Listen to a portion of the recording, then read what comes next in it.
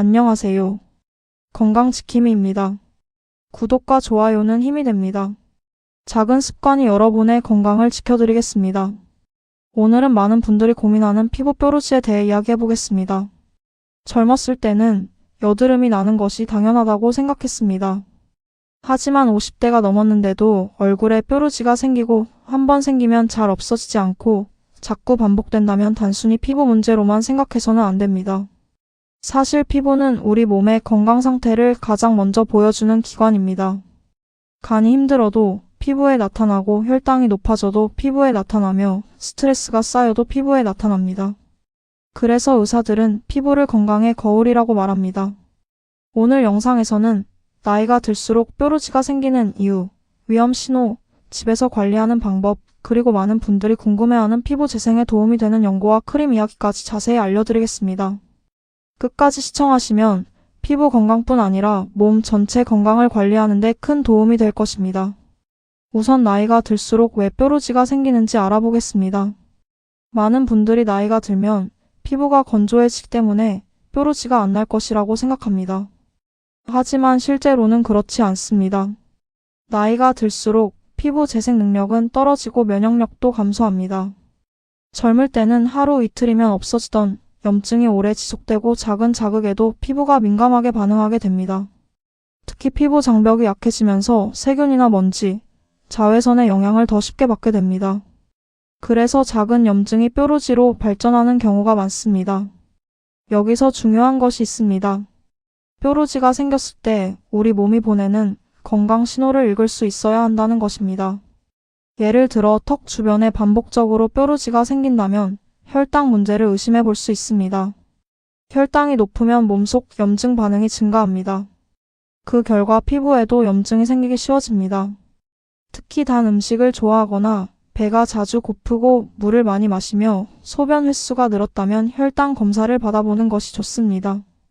간 건강도 중요합니다. 간은 몸속 독소를 처리하는 해독 공장입니다. 그런데 간 기능이 떨어지면 몸속 노폐물이 원활하게 처리되지 못합니다. 그 결과 피부가 칙칙해지고 뾰루지가 반복적으로 생길 수 있습니다. 특히 술을 자주 마시거나 지방간 진단을 받은 적이 있다면 피부 변화에 더욱 주의해야 합니다. 수면 부족도 피부의 적입니다. 밤늦게 자는 습관이 계속되면 피부 재생이 제대로 이루어지지 않습니다. 성장 호르몬은 우리가 잠든 사이 피부를 회복시키는 역할을 합니다. 그런데 새벽까지 깨어있으면 피부는 회복할 시간을 잃게 됩니다. 실제로 피부과 전문의들은 피부 재생에 가장 좋은 약은 충분한 수면이라고 말합니다. 스트레스도 빼놓을 수 없습니다. 스트레스를 받으면 코르티솔이라는 호르몬이 증가합니다. 이 호르몬은 피지 분비를 늘리고 염증을 악화시킵니다. 그래서 걱정이 많거나 긴장되는 일이 있으면 피부 상태가 나빠지는 것입니다. 그렇다면 뾰루지가 났을 때 무엇을 해야 할까요? 가장 먼저 해야 할 일은 절대 손으로 만지지 않는 것입니다. 많은 사람들이 거울을 보자마자 짜버립니다. 하지만 이는 가장 위험한 행동입니다. 세균 감염 위험이 높아지고 흉터와 색소 침착이 남을 수 있기 때문입니다.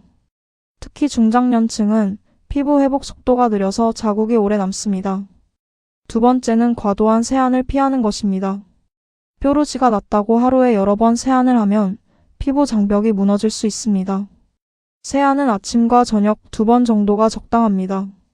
순한 세안제를 사용하고 뜨거운 물보다는 미지근한 물을 사용하는 것이 좋습니다.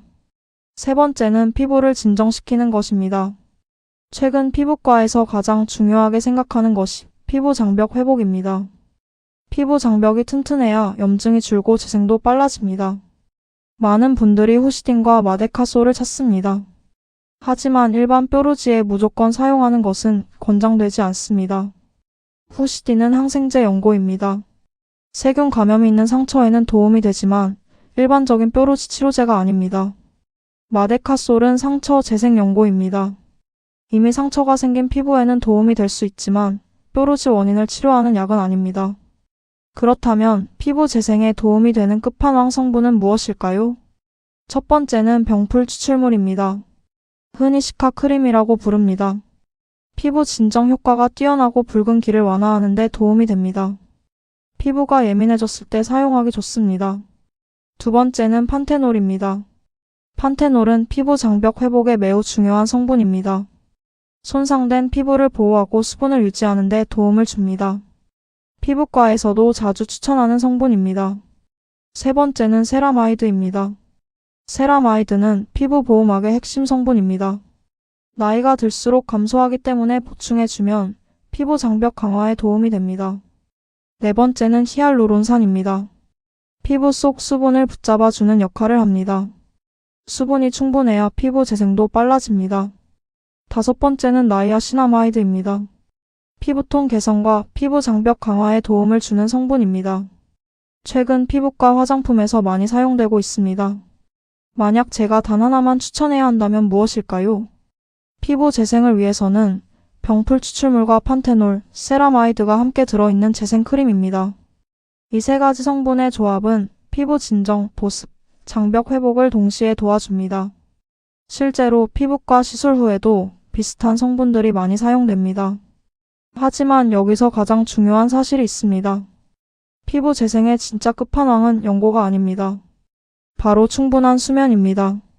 밤 11시부터 새벽 2시 사이 피부는 가장 활발하게 재생됩니다. 이 시간에 깊은 잠을 자는 것이 어떤 비싼 크림보다 중요합니다. 두 번째 끝판왕은 물입니다. 하루 1.5리터에서 2리터 정도 물을 마시면 피부 대사와 노폐물 배출에 도움이 됩니다. 세 번째 끝판왕은 단백질입니다. 피부를 만드는 재료 자체가 단백질이기 때문입니다. 달걀, 생선, 두부, 콩류를 충분히 섭취하는 것이 중요합니다. 네 번째 끝판왕은 걷기 운동입니다. 걷기 운동은 혈액순환을 개선하고 스트레스를 줄이며 피부 세포에 산소와 영양분을 공급합니다. 하루 30분 걷기만으로도 피부 상태가 달라질 수 있습니다. 그리고 다음과 같은 경우에는 반드시 병원을 방문해야 합니다. 뾰루지가 한 달 이상 지속될 때, 같은 자리에 반복적으로 생길 때, 고름이 심할 때, 통증이 심할 때, 갑자기 여러 개가 한꺼번에 생길 때, 체중 감소나 심한 피로감이 함께 나타날 때, 이러한 경우는 단순 피부 문제가 아니라 당뇨병이나 간, 질환, 호르몬 이상 등의 신호일 수도 있습니다. 여러분, 피부는 거짓말을 하지 않습니다. 몸이 힘들면 피부가 먼저 알려줍니다. 거울을 볼 때 단순히 외모만 보지 마시고 건강 신호도 함께 살펴보시기 바랍니다. 오늘부터 충분히 주무시고 물을 자주 드시고 채소와 단백질을 챙겨 드시기 바랍니다. 그리고 피부 장벽을 지켜주는 올바른 관리 습관을 실천해 보시기 바랍니다. 건강한 피부는 비싼 화장품이 만드는 것이 아니라 건강한 생활 습관이 만들어주기 때문입니다. 구독과 좋아요는 힘이 됩니다. 작은 습관이 여러분의 건강을 지켜드리겠습니다.